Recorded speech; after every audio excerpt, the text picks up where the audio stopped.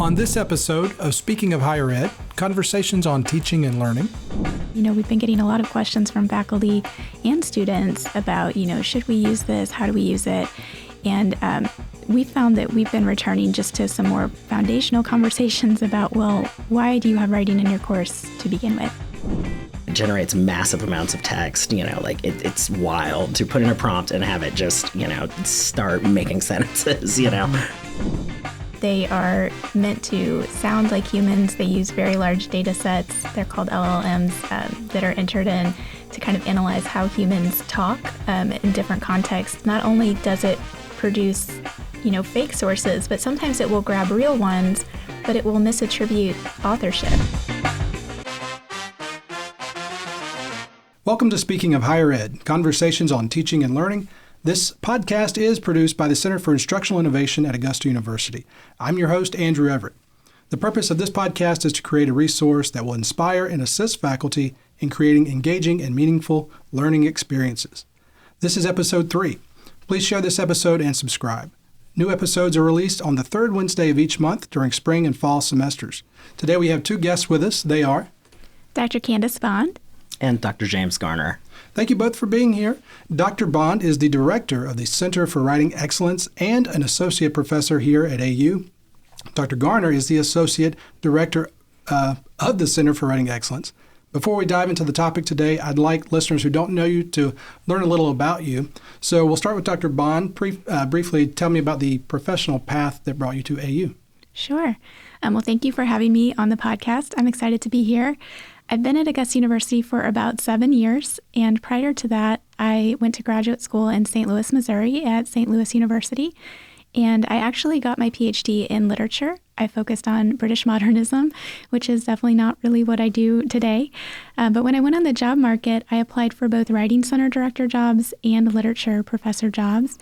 And it was at that time that I realized how much easier it was for me to communicate why I valued the work that writing centers do. I had a harder time kind of articulating, my path in literature. And so when the job offers came in, I realized I wanted to pursue writing center directing and kind of make a move into the field that's called rhetoric and composition, which that's where I identify my specialty today. So we study argument and we study how and why people write. So since my time here at AU, I've been directing what used to be called the Writing Center, and now we have changed our name about a year ago to the Center for Writing Excellence. And I teach classes in writing, and Dr. Garner and I work across the university to provide education not just to students like in my classroom, but to students, faculty, and staff across the university who are interested in integrating writing into their courses and their curriculum. So y'all do a lot. And so how many years have you been here at AU now? This is my 7th year. 7th year, wow. Okay. So you like Augusta University and Augusta? I do. I think that this university has a lot to offer, and it has a lot of things that make it unique. And what makes me want to stay here the most is the students. I've never really worked with students who are so committed, and we have a really diverse student body, and I enjoy working with students, across all different paths of life. Great. Well, we're glad you're here at AU. And Dr. Garner, tell me about the path that led you to AU. Yeah, my path's a little bit of a circle because I actually graduated from Augusta University with a degree in English in 2010. Kind of after that knocked around a little bit, figuring out what I wanted to do. And I landed on doing a PhD in rhetoric and composition studies, as Dr. Bond mentioned. And I did a PhD in rhetoric, what's called rhetoric and writing, at the University of Texas at Austin. I was very excited when this job actually came on the market. I started here in July. I was a visiting assistant professor at Fordham University in New York, and I was fully planning on staying there longer. And then this came open, and it was kind of it was a no-brainer that I had to apply for this one. I actually worked in an earlier version of the Center for Writing Excellence when it was just called the Augusta University Writing Center. And I really fell in love with writing center work in graduate school, where I help direct the Writing Center at the University of Texas at Austin. And so, yeah, this has been very exciting to exciting, a little surreal, a little weird to return to my alma mater, directing the Writing Center where I kind of got my start. That's a really great story. Well, we're glad you're back. I'm glad to be back. And yeah, thank you for having me here today. Let's get into our topic for today, which is artificial intelligence in higher ed. So with the recent buzz around ChatGPT, we want to discuss how do we approach AI text generators. And so my first question is, what are AI text generators and how do they work? So, of course, I posed this question to two AI text generators first, and then I'll read excerpts from their answers of what they are and how they work, and then I'll let y'all respond to that. The first one is from Perplexity AI, and it says, an AI text generator is a type of software that uses artificial intelligence to produce written copy. It works by using advanced natural language processing techniques to analyze existing text and generate new text that is similar in style and content. AI text generators are beneficial in supplying high-quality content quickly and efficiently. AI text generators can be used for a variety of applications, such as creating content for websites or social media posts. They can also be used to generate text similar to human creativity and writing style that most humans cannot generally distinguish. And the same question posed to ChatGPT, the answer there is AI text generators are computer programs that use artificial intelligence algorithms to generate human-like text. These algorithms are typically based on deep learning models, such as the transformer architecture, that are trained on large data sets of text, such as books, articles, and websites. There are various types of AI text generators, including 1, language models that generate text based on input prompts or topics. 2, chatbots that generate responses to natural language queries. 3, text summarizers that generate summaries of longer texts. However, it's important to note that the generated text may not be accurate or may not always be accurate or reflect a human's moral or ethical values, and it's essential to use them responsibly and with proper scrutiny. So how would y'all respond to that? What would you add? Well, I would just say that the AI text generators are very confident in their abilities. That first one really was selling us on, yeah. Yeah, but no, I think that that is how I understand these programs as well, that they are meant to sound like humans. They use very large data sets. They're called LLMs that are entered in to kind of analyze how humans talk in different contexts, and then using predictive text, and learning as they go, they're able to then create this output that sounds very human-like. Yeah, the other thing I would mention that those summaries by the AIs themselves didn't necessarily mention is these new ones like ChatGPT are, they're generative and transformer models, which means that, and I hope no computer scientist is going to melt down when I try to explain this. But from my understanding, they're also learning based on the feedback that users are giving it and the prompts that users are giving it. So it's not just the large data sets they're trained on. Then they're trained as more users use it and give feedback about the kind. ChatGPT is or OpenAI, the company that makes ChatGPT, is actively soliciting feedback from users about the kinds of responses it's giving. So ideally, it's learning and getting better too as more people use it. And I do want to add, Perplexity AI is also based on the GPT-3 model. I'm not sure what to call it, that ChatGPT uses as well. The difference in Perplexity AI is it does give citations when it to some of the claims, some of the sentences that it creates, which is something that ChatGPT, as of this recording, does not do. So that's interesting. And also, you mentioned how they're improving, and I read that the company can monitor what you're putting in and the inputs and the outputs in order to improve it. So you want to be careful what you're putting into the. Don't go put your passwords or anything. Exactly. Yeah. Exactly. Well, so let's take a step back from the text generators for just a second, and let's talk about, Dr. Bond, what is the purpose of writing in college? Sure. Well, as as Jamie and I have talked about ChatGPT and other AI text generators, we've had a lot of discussions about, well, why do we teach writing in the first place? Because people are anxious. We've been getting a lot of questions from faculty and students about, should we use this? How do we use it? And we found that we've been returning just to some more foundational conversations about, well, why do you have writing in your course to begin with? And I think there are a lot of reasons that we write in college or in a higher education context. And most of them don't focus on a product, which I think that the use of these AI text generators is very product oriented. It's all about like just getting something out there that you can then turn in. But when we write in college, we're learning a lot of skills that don't really have to do with the final product. Writing, for one, is discovery. So it's a form of invention. And if you've learned about the writing process, it's not really linear, but we kind of have these stages that we tend to want students to go through probably multiple times. And the first one is invention, which is just brainstorming and figuring out what you know and what you don't know and what you think about something. And this is a really important skill for any discipline, and it's something I think that makes us human too, is that we are curious beings, like we enjoy pursuing lines of inquiry, and writing is one way to do that. Writing is also a way to express how we feel about things and to kind of refine how we articulate that to different audiences. So we all have things we believe in or don't believe in, or we have ideas that we want to get out into the world. And writing is a way to kind of test that out and see what works for communicating that in different contexts. And so that's more of a skill as well that takes a lot of practice. And so we also use writing to become, I hate the word socialized, but I guess kind of socialized into different discourse communities would be the fancy way of saying it, but just different communities.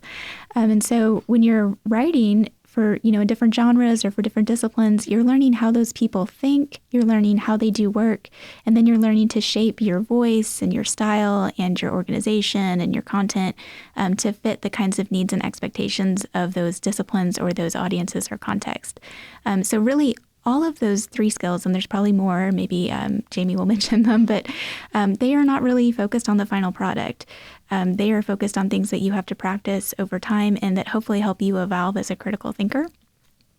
And so I think that when we go back to those reasons for teaching writing, or what is the purpose of teaching writing, we're really helping people develop as people. We're helping them develop as academics or professionals, whatever they're going to do after college. We're helping them gain a sense of identity in, whatever they're going to go on to do.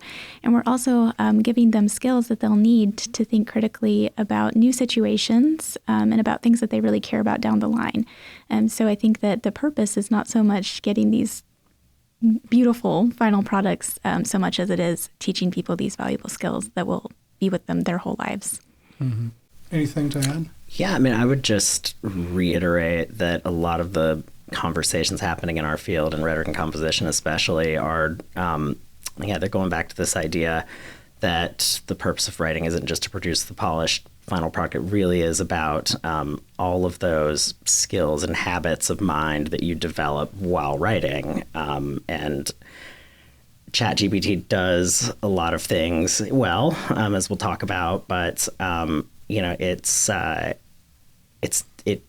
just off sort of outsourcing all of your critical thought to ChatGPT isn't going to develop those skills, and that's where writing and continuing to kind of reflect on and refine your writing process is invaluable. We think it's invaluable.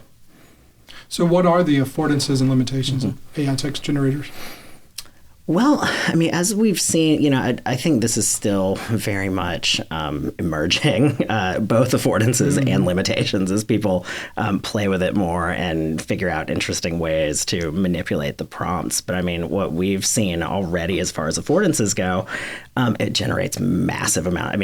You played with it a little bit. It generates massive amounts of text. It's wild to put in a prompt and have it just, start making sentences. It really is unlike anything I've ever seen. So it can generate a lot of content really quickly. As we think about its affordances in higher education, especially for writers, it's pretty good at summarizing. It can, I saw one guy on Twitter who he actually, kind of free wrote like 10 or 12,000 words and then put it into ChatGPT and asked it to give it structure and make it coherent, remove redundancies. And it gave him back pretty, polished prose. So there's an editing function to it as well. And it also, and it's also very good. We've learned for, things like, developing search terms and just getting kind of an overview of like very common, topics.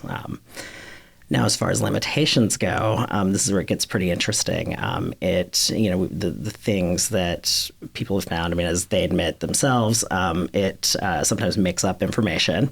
It will supply it'll make up sources. I was talking to one professor who put in a prompt and they were asking it for like recipes, and it just kind of made up whole cloth, primary sources. It makes up secondary sources when it doesn't, have an answer.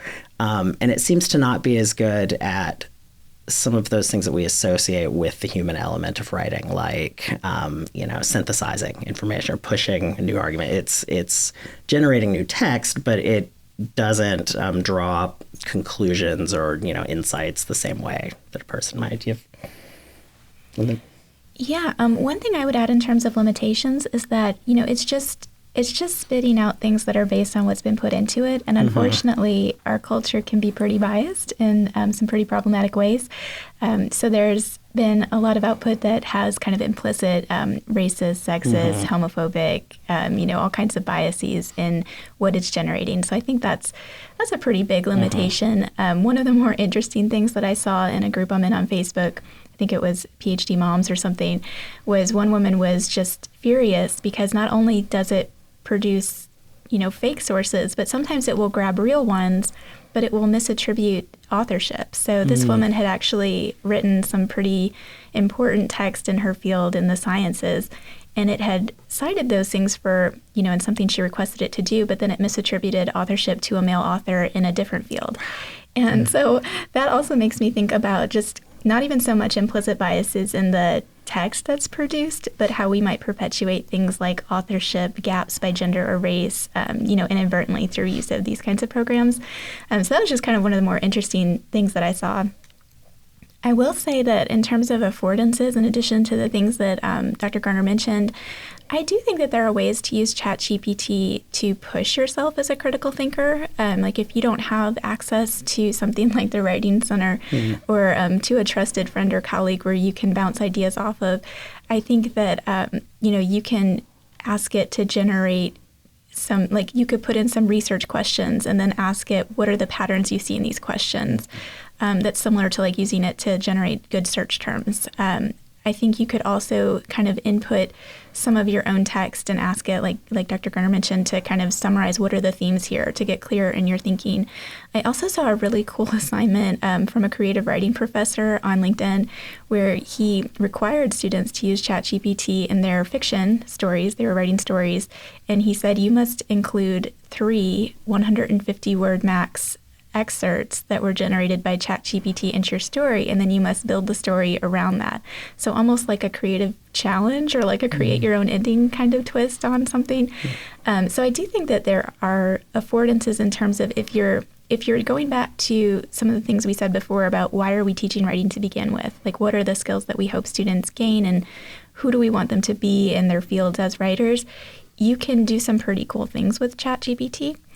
Also, I'm a first-gen student, and I remember not really knowing what jobs were out there, and I was thinking from like a career angle, you can put in all kinds of questions about like, what are the skills you need to be an occupational therapist?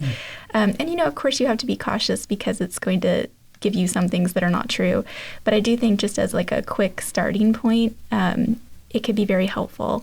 Another affordance, this is something that I'll probably do in my classes once I know we're officially allowed at AU to use ChatGPT in our classes. I think we're still debating on some policies, but I teach rhetorical genre analysis a lot, and I will be teaching in the future a class just on that. And this is basically the study of what genres are, and genres are just kind of types of writing that evolve over time based on repeated like social exchanges or social conditions. So like You could think of the cover letter and think like, why do we have a cover letter? Well, it's because we have a certain social situation that requires we present information in a certain way, and the way that that audience reads the cover letter, it makes it easier if it's formatted in certain ways and if the content's organized in certain ways. But I do think that if I'm trying to teach students about genres, this could be a good starting point for like, even just take the cover letter. We could ask ChatGPT, give us 5 versions of cover letters. And then I could have students kind of reverse outline those or analyze those to figure out, ChatGPT might not be creating the best cover letters. Like, we probably don't want to use those. But we could definitely figure out what are the kind of key rhetorical moves that people do in cover letters. And then that can help them understand the genre better. And I think that even a lay audience who maybe isn't using words like rhetorical genre analysis could do similar things at home. Like, I could see my parents even who don't have a lot of, they don't have college degrees, but they do search for jobs. I could see them doing something similar where they're like, show me examples of cover letters for this kind of position. And then they could use that not, as the text that was produced, but as kind of a template or a model for how they might write their own. So I think that's another benefit to tools like ChatGPT. So then how can we use these tools, these AI text generators, ethically, and is this plagiarism?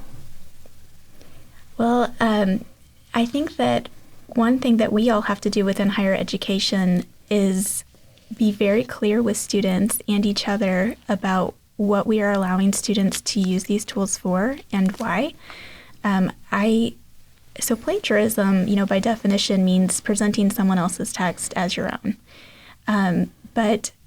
So I do think that ChatGPT, in its most basic sense, it would be plagiarism. Like if you ask ChatGPT to produce an essay based on a prompt you get in a class, and then you present that as your own work, that falls under our definition of plagiarism.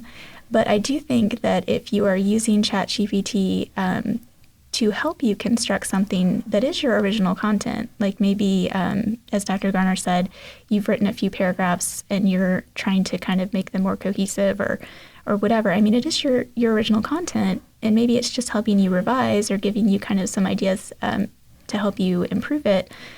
That may, it's still your work. You've just made it better through the tool. So I think the lines get a little bit murkier there. And also, if professors have told their students, like the creative writing example, if they've given them specific constraints and ways that they want the student to use ChatGPT or similar tools, then I don't think it's plagiarism if the student, uses it in that way. But that's where I think as professors, we have to be very clear with our students about why. So that creative writing professor, for example, he had a whole section in his syllabus where he explained what he was hoping to achieve with them as writers and how he saw AI fitting into that process. And on the prompt, he had objectives, of why we're using this tool and what he hopes that it will help them achieve. And he was very clear that he didn't want this to replace their own creative, generation of ideas, but that he thought that it could maybe facilitate creative thinking in helpful ways. Interesting. Anything to add? Yeah, I mean, I probably, as far as using it ethically, I mean, the question about plagiarism is, as Dr. Bond said, it's ongoing, and there are lots of interesting, debates happening across educational fields right now, fields in higher education, but I think probably one of the worst things we could do right now is kind of bury our head in the sand about it. And being open and honest with students, like Dr. Bond said, is the way to go. What can educators do to prepare to have these tools used in their classes or by their students? Mm-hmm. Well, I mean, this is something I think we have to be careful a little bit about how we talk about it, just because we don't want to encourage something that AU professors can't do quite yet, as we're still figuring all this stuff out. But I do think that just having honest conversations with students about what ChatGPT is and talking about those affordances and limitations, demonstrating those affordances and limitations where they can, and thinking as well about. I think this is forcing some interesting some important conversations about the ways that we design writing assignments too.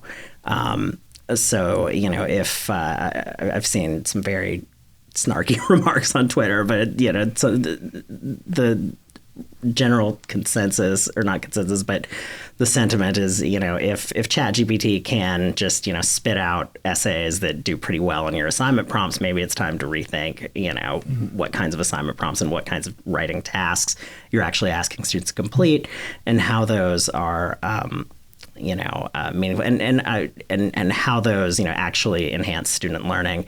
I would also say, I think we don't need to be afraid of it. I think I think that in higher education, I think we need to just go, like professors, and go play with it themselves. Learn, spend some time actually messing with ChatGPT and these kind of similar tools, and running assignment prompts and things like that. Getting to know it actually is going to be the key, I think, in fostering some of these conversations about it. Anything to add? I would just add that I think it's absolutely right that the first thing we need to do is test it out ourselves, because it's really difficult to have an opinion or to talk about it with students or anyone else if you haven't at least tried it, or if you don't want to try it for ethical reasons. Like, I do have some friends who feel very strongly about the copyright issues associated with not only the text AI generators, but like image generators and music generators. And I understand that art is something that takes a lot of time and work, and we shouldn't be taking that from other people without giving them credit. So I could understand if people don't want to try it for those reasons. But even if you don't want to try it, I think there are a lot of great YouTube tutorials that could at least show you how it works, so that you can understand the concept, and so you can kind of see some of the capabilities and the limitations. So I would definitely say that. I would also say another way that professors can prepare is maybe to be honest with themselves about why they feel the way that they do. I have encountered a lot of anger and a lot of fear, and then sometimes excitement.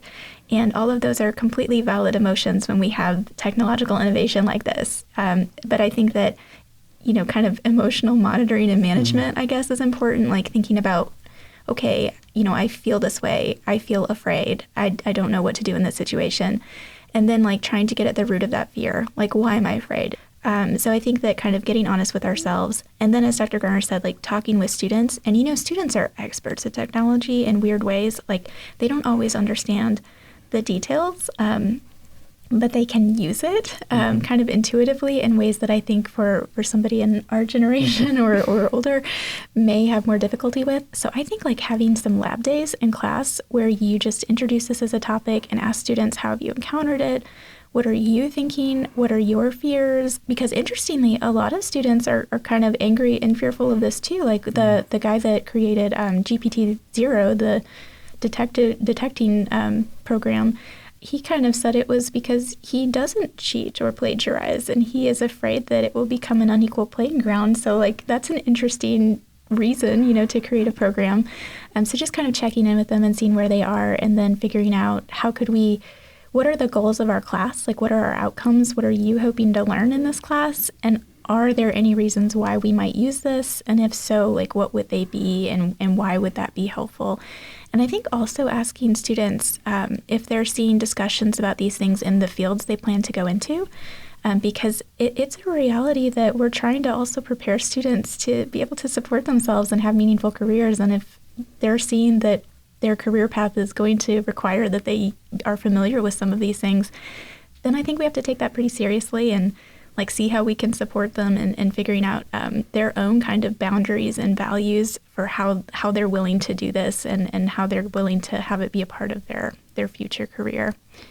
So those are just a few things, but kind of underneath all of that is just this need to make sure that we're not creating antagonistic Jamie uses the word punitive a lot when we talk about this, which I like, or policing environments with our students, because I think that most of us chose these jobs that we have because we care a lot about students, and we enjoy helping them develop a growth mindset and, move along on their paths. And so I don't want professors, due to fear or whatever else, to create these environments where students feel like they're constantly being watched or surveilled or punished. I think that it's important that we develop trust, which is why those open conversations are really important. So what do y'all hear students saying about these type of tools like ChatGPT? What's the buzz among the students? Well, I'm not in the classroom this semester, so I haven't had that conversation. But our writing consultants have mentioned it here and there. I mean, we've had some of them are concerned about some of the plagiarism questions, but then we have others who they think it's pretty cool. And we had one writing consultant who actually used it the other day in a session to help someone generate search terms for a topic. This person was not keen on experimenting with ChatGPT themselves later. But like so far from our consultants, I mean, we've seen kind of a mixture of, this range of opinions. Yeah, I am in the classroom, although I have a very small class this semester of under 10 students, but so far it has not been mentioned, which is really interesting because my class is on subjectivity and objectivity in the modern world. So we're talking about all of these weird overlaps between like external environment and what makes us human, but nobody has brought it up. The writing in that class is very scaffolded, so I also have I see their writing at every single stage, and I hear their voices, so I'm pretty familiar with how they write. And I really don't think anybody, has been using it that I'm, and if they were, I'd love to talk with them about it. But yeah, it really hasn't come up. And most of what we've heard, it's been just kind of like quiet murmurs. I've actually been hearing a lot more about it from faculty. I feel like it's been very present in faculty conversations. Interesting. So what do y'all think then the future implications could be in the academic and professional landscape? Or how might that change things? So this is the part I really enjoy talking about because I like thinking about abstract things and just like philosophy. And I do think that we're kind of in for several years of rethinking like what it means to be human, what the definition of creativity is, what is the definition of original, how do we credit different people or things, what are the rights of AI, because a lot of what AI produces will be original to AI, so like are we plagiarizing in more ways than one, like by using does the AI have a right to its own things that it's making? I also think like these, as Jamie said, like they learn as they go, these programs, and a lot of how they learn is through our responses. So I think it will be interesting to get a glimpse of like learning more about humanity through the way that these programs adapt, because it kind of gives us a window into like what we value as a culture and how we communicate and express ourselves that maybe we're not consciously aware of right now. But also, there was one other thing I was going to say. Well, I can't remember now, so I'll turn it over to you, and maybe I'll remember. Yeah, I mean, as Dr. Bond said, we're going to have to really think about what's the purpose of all this writing that we do when we now have machines that can, just do some of these tasks for us. We're also, I think we're also going to have to start, it'll be interesting also to see how this, something I've been thinking about is how it gets monetized. Probably it's free right now. But that's going to lead, I think, into some of those questions. Dr. Bond mentioned, if they open up a, ChatGPT monthly subscription or, what was, I think the horrible model somebody suggested was like pay by the question or something, microtransactions. That's going to bleed into some of those questions about ownership of the material and who's profiting from it. And, Yeah, that brings me back to what I forgot, which was I think that we will have to be very careful about the way that we position ourselves as humans in relationship to AI in terms of my friend Michelle Paranol-Kaysen, she and I were talking about this in a different context, and she made the point that we want to make sure that we're remaining creators and not just consumers, and that there's a real danger in the use of AI of just becoming kind of passive consumers. And whenever we're consumers, we give up a lot of power that writing ultimately gives us. Like one of the really exciting things about writing is that you can say what you want to say and people can listen. But if we're just kind of handing that off and outsourcing it, we're giving up a lot of like collective and individual agency that we might otherwise have in our societies or in culture. But another thing I think we'll have to consider too is they have not been entirely open about what they're doing with the content we put in. So, like it's one thing to use ChatGPT to summarize an article that's already out there on the web. But if you put in your own article draft and ask it like, what are some things I could improve? Does ChatGPT now own your original research that you plan to publish somewhere else? I know like with tools like Turnitin, that's one reason I personally have never used it as a professor, and I'm always very cautious when I talk about it with other faculty, is because they're not very transparent about what they do with the content that students put into Turnitin. And, I always wonder like, where's it going? Or, are they using that to analyze like student behavior or trends in education, or you just don't know. And so I wonder with things like ChatGPT, what will happen to all of that input, and does it mean we're giving up things that might take away our ability to publish it or claim it as our own in other spaces?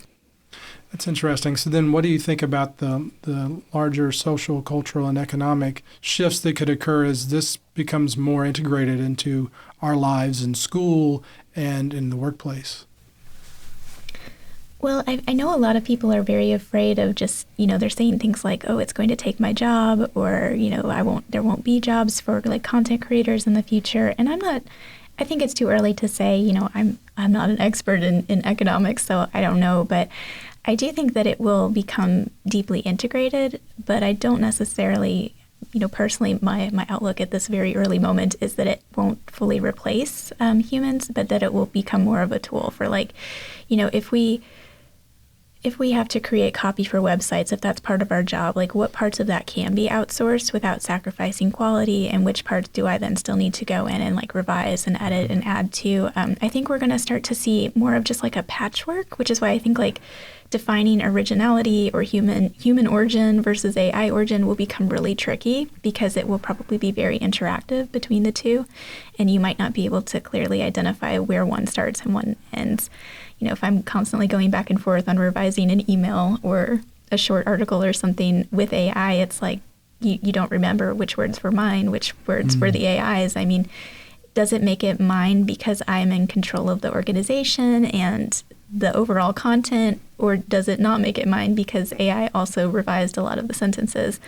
Which gets into some areas that I think like people have been more accepting of, but that are already kind of blurring these boundaries, like Grammarly, which, these tools suggest different ways to write sentences, but they still use LLMs. Like it's the same natural NLP or whatever, and it's the same LLM models. Like it's the same programs and algorithms and software that Grammarly uses, that ChatGPT uses, and both of them are using like predictive text and human learning to kind of generate ideas for how you might write better or differently.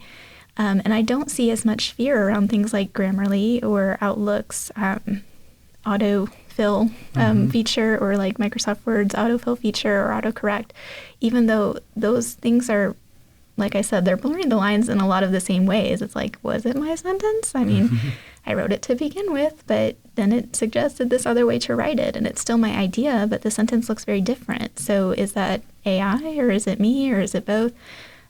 So yeah, I think that it will become murky waters, and that the next probably decade or two will be people just trying, in the professional landscape and academic landscape, just trying to figure out those boundaries.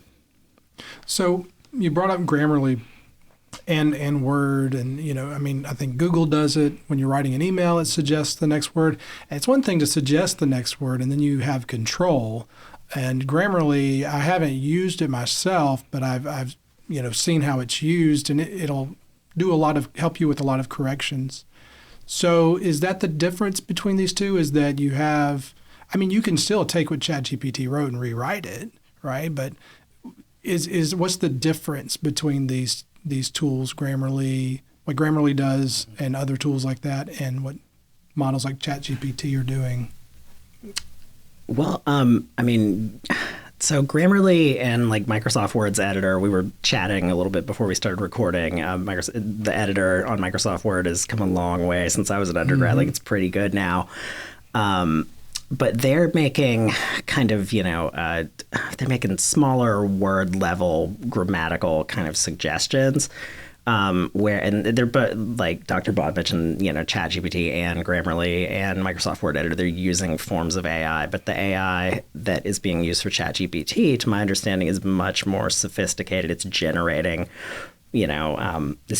large quantities of grammatically correct prose from the sources that it's been trained on, and so it's not the same as those, kind of editors, I think, at least based on, just scale of what it's doing. Well, let's take a short break and we'll come back with our continuing the conversation question. The Open Pause Food Pantry provides food and toiletry items for any currently enrolled Augusta University student who visits one of the 2 pantry locations. Please consider donating needed items such as non-perishable food and drink, hygiene products, and school supplies. Donations may be dropped off at either location, on the Somerville campus in Bellevue Hall and on the Health Sciences campus on the 2nd floor of the Student Center. Both locations are open Monday through Friday from 8 a.m. until 5 p.m. If you know a student who may need assistance, they can find more information by visiting augusta.edu and search for Open Pause, or by stopping by one of the pantry locations. As we wrap up, I want to ask y'all our continuing the conversation question, which is, what resources would you point educators to who are curious or concerned about AI text generators? We have a page on our website for the Center for Writing Excellence. It's our Writing Across the Curriculum resources page. So if you go to augusta.edu/CWE and then go to that tab on our drop down for Writing Across the Curriculum resources, you'll find some things that we have posted. One of them is the Writing Across the Curriculum Association's statement on AI text generators in the classroom. The Writing Across the Curriculum Association is the leading national organization for teaching writing in higher education across disciplines. So they're a very trustworthy place. You can know that they've thought this through quite a bit. And they have some kind of guidelines for how you might work this in, or guidelines for not using it at all. So they kind of give you language for both sides, depending on what you choose to do. They also have a really nice section where they just explain kind of the purpose of writing, which can be very helpful for just thinking through your own goals and outcomes for your courses and why you've included writing. Because I want to just really stress to all educators, that's the $1 million question. Why are you doing what you're doing? If there's intention behind it, then I think that you can easily justify why you are or aren't allowing ChatGPT, or you can justify why you're using it in certain ways.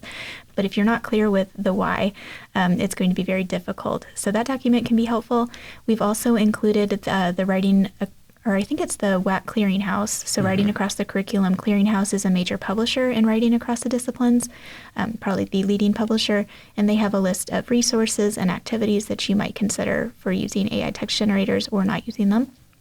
And then the last resource that we posted is from Dr. Ben Irwin. He's a writing center director, I believe, at the University of California, Syracuse. And he, just from what I had seen, from what we had seen, because we were looking around and seeing what kind of resources are people gathering, his list of readings and tutorials and articles seemed to be really nicely comprehensive in terms of just what it offers. So that list has articles on the history of writing. It has articles on the history of technology in writing, because believe it or not, pencils are technology. Even the idea of writing something down on a page, like that is technology. Plato wrote about it. So there's like a history, so you can see how this has developed over time, and that might ease some anxiety because I think this is just the next iteration of technology in writing. And there are sections in there on how AI text generators can be helpful for supporting neurodivergent learners. And then there are lots of tutorials. There's also a section that includes some detectors if you decide to go that route. So it's just a really nice list of resources. And we'll continue to update our page, and add anything that we develop or any other things that we see out there that would be helpful. Yeah, a couple of resources I found really helpful. I mean, first of all, if you're just interested in some of the ethical questions about using ChatGPT and AI generators for higher education in particular, John Warner, who's a writing professor and just writer and writes kind of writing textbooks.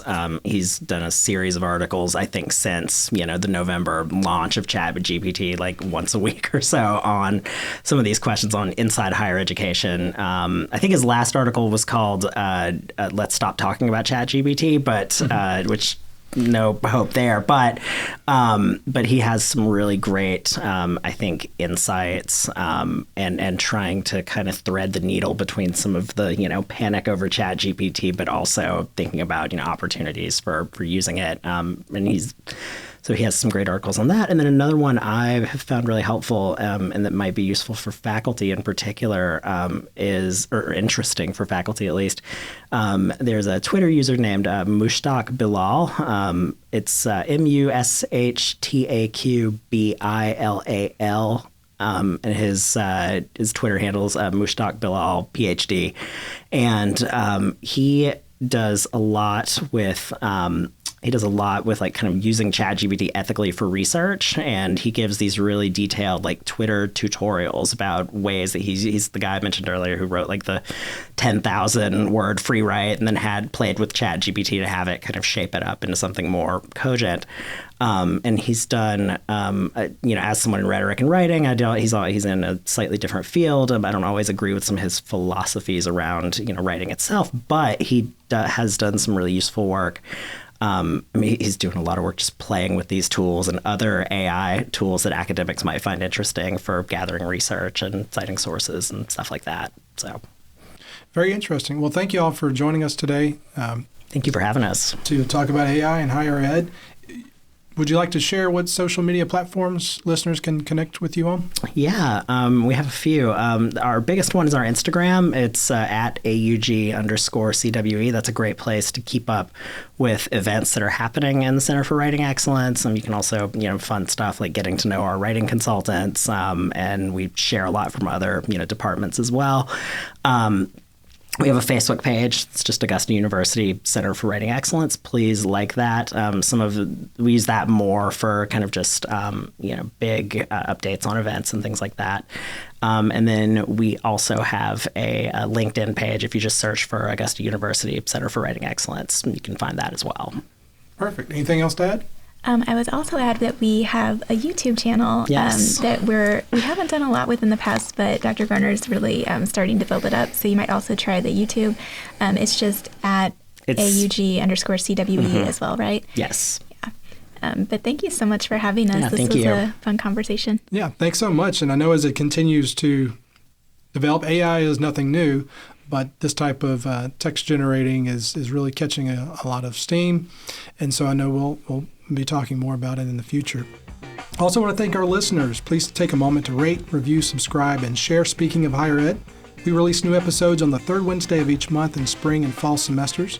You can find the resources we discussed today on our show page at augusta.edu/innovation. Find us on Facebook at facebook.com/AUGCII. And you can email us at cii@augusta.edu. Just add podcast to the subject line. Speaking of Higher Ed is produced by the Center for Instructional Innovation at Augusta University.